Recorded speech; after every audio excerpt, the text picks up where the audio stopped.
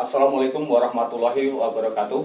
Bersama saya di sini, uh, dengan saya di sini harapan saya, Bapak Ibu sekalian di rumah dalam keadaan sehat walafiat tanpa kurang suatu apapun.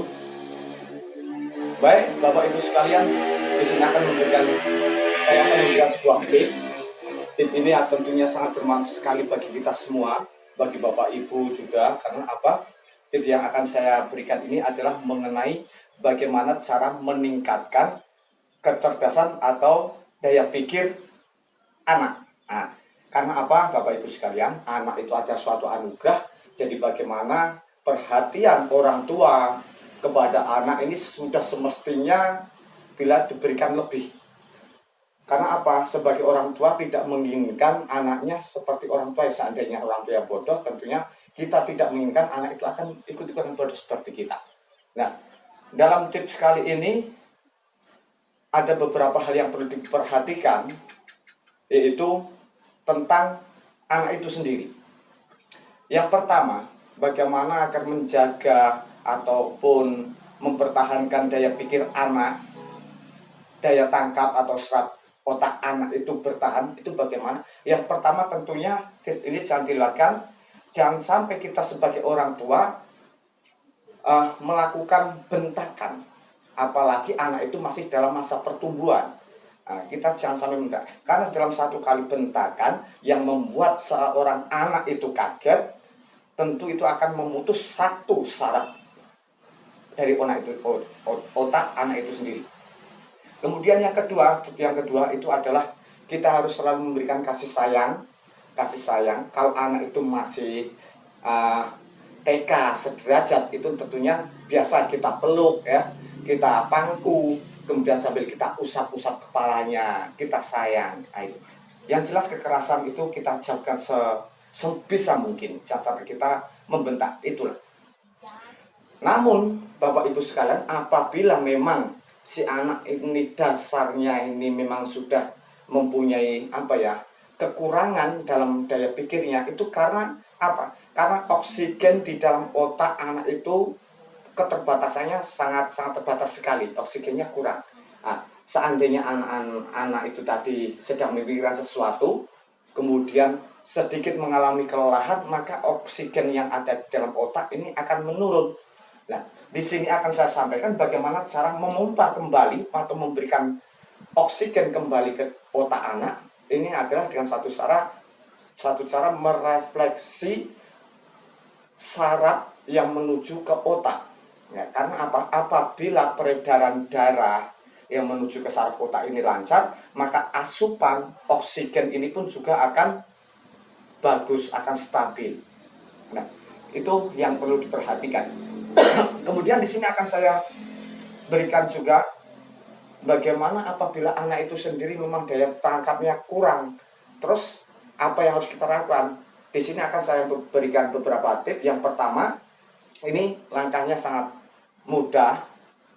Yang pertama harus dipersiapkan, Bapak Ibu sekalian menyiapkan kotak seperti ini, ya. Kotak balok. Cuma kalau bisa kira-kira tebelnya, kalau ini terlalu tebel ya Bapak Ibu ya, kira-kira 5-7 cm. Terus yang kedua, ini adalah bahannya selimut ataupun apa yang fungsinya ini adalah untuk melapisi ya. Selimut bisa kita lipat, kita lapisi kotak ini. Nah, yang jelas jangan agar baloknya tidak terasa terlalu keras ya Bapak Ibu ya. Kemudian yang sudah seperti ini, kalau bisa sudutnya agak dikurang ya Bapak Ibu, bikin yang spesial. Sudutnya agak dikurang biar tidak terasa sakit nantinya. Terus manfaatnya gimana? Ini akan kita gunakan sebagai alas tidur anak kita. Kalau anak kita nggak mau, nak tidur pakai ini, males Bapak Ibu, itu keras. Kita cari istilahnya itu terlenanya. Ketika anak sudah terlelap tidur, kita ganti bantalnya, kita ganti pelan-pelan. maka di sini akan dengan sendirinya bahan yang keras ini, kalau bantal itu kan empuk ya Bapak Ibu ya, empuk. Tetapi kalau bahan yang ini dia akan merefleksi secara otomatis. Nah, anak untuk tidur itu otomatis lasak mungkin ya, guling sana, guling sini, otomatis dia akan merefleksi secara langsung saraf yang berada di otak. Ini yang secara langsung. Kemudian tip yang kedua, ini adalah dengan rangsangan saraf langsung ke bagian kepala.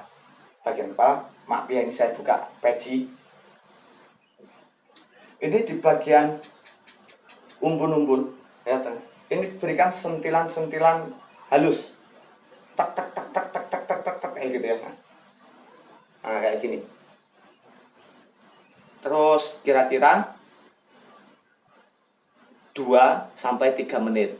Kemudian titik mana lagi yang kita, nah, ini bagian tengah alis. Nah, ini diminta terus. Nah, kira-kira sama 2 menit atau mungkin 1-2 menit. Berikutnya adalah di atas atau pas di bawah hidung. Yang ke 1, 2, 3, yang keempat di bagian atas telinga, kanan kiri, tilingan kalau orang Jawa.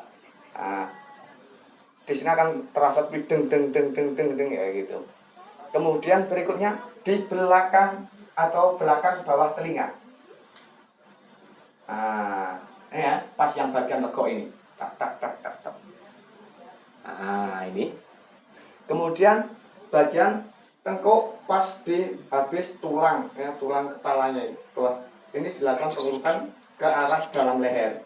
Nah, diurut ke dalam. Itu tip yang pertama. Kedua, dan yang ketiga tentunya Bapak Ibu jangan lupa kita adalah berdoa.